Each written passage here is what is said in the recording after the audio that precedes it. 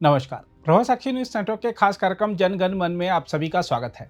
इस साल संसद के बजट सत्र में जब कांग्रेस नेता राहुल गांधी ने पूर्व सेना प्रमुख जनरल एमएम नरवणे की अप्रकाशित किताब के कथित अंशों का सहारा लेकर मोदी सरकार और भारतीय सेना की कार्यशैली पर सवाल उठाने की कोशिश की थी, तभी यह साफ हो गया था कि राष्ट्रीय सुरक्षा जैसे गंभीर विषय पर भी कांग्रेस राजनीति का अवसर तलाश रही है।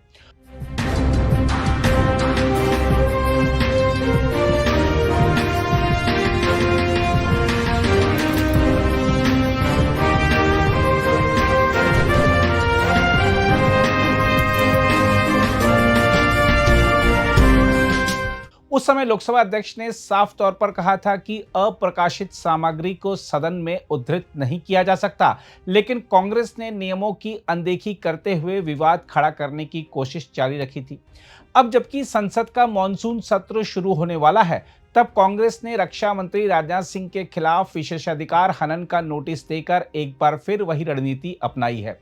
फर्क सिर्फ इतना है कि इस बार बहाना ऑपरेशन सिंदूर को बनाया गया है। हम आपको बता दें कि कांग्रेस महासचिव केसी वेणुगोपाल ने आरोप लगाया है कि रक्षा मंत्री ने संसद में यह कहकर सदन को गुमराह किया कि ऑपरेशन सिंदूर में भारतीय सैनिकों को कोई क्षति नहीं हुई।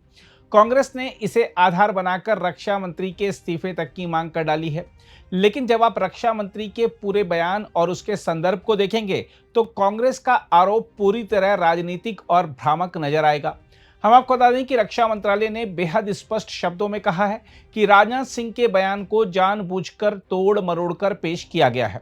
रक्षा मंत्रालय के अनुसार उस समय मीडिया और सोशल मीडिया पर यह दुष्प्रचार फैलाया जा रहा था कि ऑपरेशन सिंदूर के दौरान भारतीय वायुसेना के पायलट मारे गए थे और राफेल विमान गिरा दिए गए थे।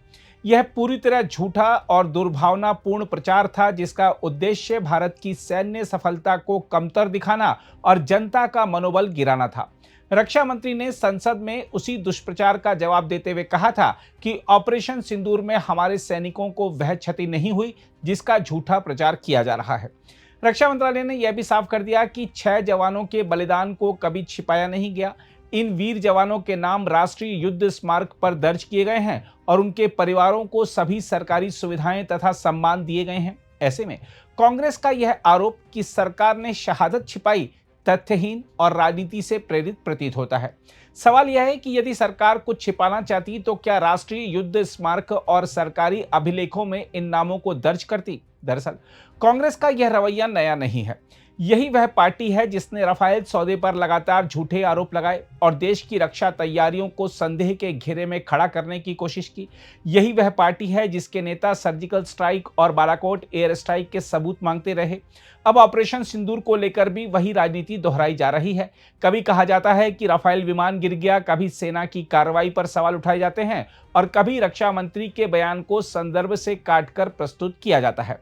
यह सब महज संयोग नहीं बल्कि एक सुनियोजित राजनीतिक अभियान नजर आता है।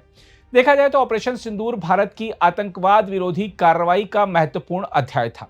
पहलगाम आतंकी हमले के बाद 7 मई 2025 को शुरू हुए इस अभियान में भारतीय सेनाओं ने पाकिस्तान और पाकिस्तान अधिकृत कश्मीर में आतंकी ढांचों को निशाना बनाया। इस कार्रवाई में 100 से अधिक आतंकवादी और पाकिस्तानी सैनिक मारे गए तथा पाकिस्तान के कई सैन्य ठिकानों को भारी नुकसान पहुंचा। भारत ने स्पष्ट संदेश दिया कि आतंकवाद को संरक्षण देने वालों को अब सीधे जवाब का सामना करना पड़ेगा।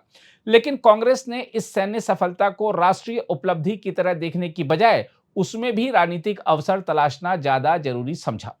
राजनाथ सिंह के इस्तीफे की मांग कर रही कांग्रेस को यह भी पता होना चाहिए कि रक्षा मंत्री के रूप में राजनाथ सिंह का कार्यकाल भारत की सैन्य ताकत, आत्मनिर्भरता और रणनीतिक क्षमता को नई ऊंचाई देने वाला रहा है। उनके नेतृत्व में रक्षा क्षेत्र में स्वदेशीकरण को अभूतपूर्व गति मिली है। रक्षा उत्पादन वर्ष 2013-14 के लगभग 44,000 करोड़ रुपए से बढ़कर 2025-26 में रिकॉर्ड 1.78 लाख करोड़ रुपए तक पहुंच गया, जबकि रक्षा निर्यात भी कई गुना बढ़कर 38,000 करोड़ रुपए से अधिक हो चुका है। राजनाथ सिंह ने केवल हथियार खरीद की नीति तक खुद को सीमित नहीं रखा, बल्कि भारत को रक्षा निर्माण का वैश्विक केंद्र बनाने की दिशा में लगातार काम किया। तेजस, प्रचंड आकाश और अत्याधुनिक स्वदेशी प्रणालियों को बढ़ावा देने के साथ साथ उन्होंने रक्षा अनुसंधान और विकास संगठन को अधिक वित्तीय और प्रशासनिक अधिकार देकर अनुसंधान परियोजनाओं को तेज करने का काम किया। उनके कार्यकाल में तीनों सेनाओं के बीच समन्वय, थिएटर कमांड की दिशा में प्रगति, आधुनिक युद्ध तकनीकों को अपनाने, ड्रोन और एआई आधारित युद्ध क्षमता को मजबूत करने पर विशेष जोर दिया जा रहा है। राफेल जैसे अत्याधुनिक युद्धक विमानों की क्षमता विस्तार के साथ साथ स्वदेशी निर्माण पर भी बल दिया गया, जिससे भारत की सामरिक स्थिति पहले की तुलना में कहीं अधिक मजबूत हुई है। साथ ही कांग्रेस के शासनकाल और मौजूदा दौर के बीच सबसे बड़ा अंतर रक्षा क्षेत्र में आत्मविश्वास और आत्मनिर्भरता का दिखाई देता है। कांग्रेस सरकार के समय तत्कालीन रक्षा मंत्री ए.के. एंटनी के कार्यकाल में बार बार यह खबरें सामने आती थीं कि भारतीय सेना के पास सीमित दिनों का ही असला बचा है और कई प्रकार के गोला बारूद की भारी कमी है। वर्ष 2012 में सेना के गोला बारूद भंडार को लेकर गंभीर सवाल उठे थे और बाद में सरकार को संसद में यह स्वीकार करना पड़ा था कि कुछ श्रेणियों में अस्थायी कमी थी, जिसे आपात खरीद के जरिए पूरा किया गया है। इतना ही नहीं, साल 2014 में ए.के. एंटनी ने खुद सार्वजनिक रूप से माना था कि रक्षा मंत्रालय गंभीर आर्थिक संकट से गुजर रहा है और धन की कमी के कारण राफेल जैसे महत्वपूर्ण सौदों को अंतिम रूप नहीं दिया जा सका। उस दौर में भारत अपनी रक्षा जरूरतों के लिए लगभग 70% तक विदेशी आयात पर निर्भर था। इसके उलट राजनाथ सिंह के कार्यकाल में भारत ने रक्षा क्षेत्र में ऐतिहासिक बदलाव देखा है। आज भारत केवल हथियार खरीदने वाला देश नहीं, बल्कि रक्षा उपकरणों का तेजी से उभरता निर्यातक बन चुका है।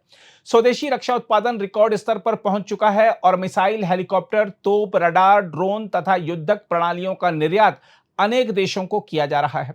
आत्मनिर्भर भारत अभियान के तहत रक्षा क्षेत्र में जो बदलाव आए हैं, उन्होंने भारत को रणनीतिक रूप से कहीं अधिक मजबूत और आत्मविश्वासी राष्ट्र के रूप में स्थापित किया है। देखा जाए तो विडंबना यह भी है कि एक और भारतीय सेना तेजी से आधुनिक युद्ध की तैयारी कर रही है, वहीं दूसरी ओर विपक्ष का एक वर्ग लगातार सेना और सरकार की नीयत पर सवाल उठाकर भ्रम पैदा करने में लगा है।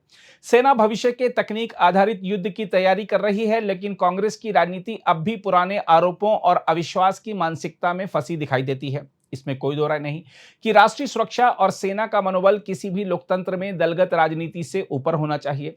आलोचना लोकतंत्र का हिस्सा है, लेकिन झूठे आरोप, अधूरी जानकारी और संदर्भ से काटे गए बयान राष्ट्रीय हित को नुकसान पहुंचाते हैं।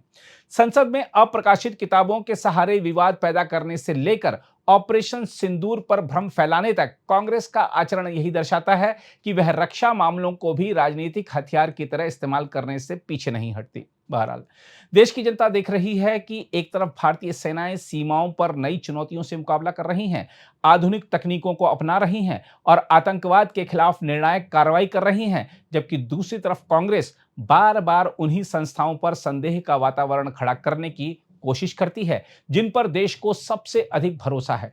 लोकतंत्र में विपक्ष की भूमिका महत्वपूर्ण होती है, लेकिन जब विपक्ष तथ्यों की बजाय भ्रम और राजनीति को प्राथमिकता देने लगे तो उसकी विश्वसनीयता खुद कमजोर होने लगती है। अगर आप भी लेना चाहते हैं देश दुनिया की तमाम जानकारी तो आज ही सब्सक्राइब करें हमारे चैनल को। साथ ही नीचे दिए बेल आइकन को जरूर दबाएं ताकि हर अपडेट आप तक पहुंच सके।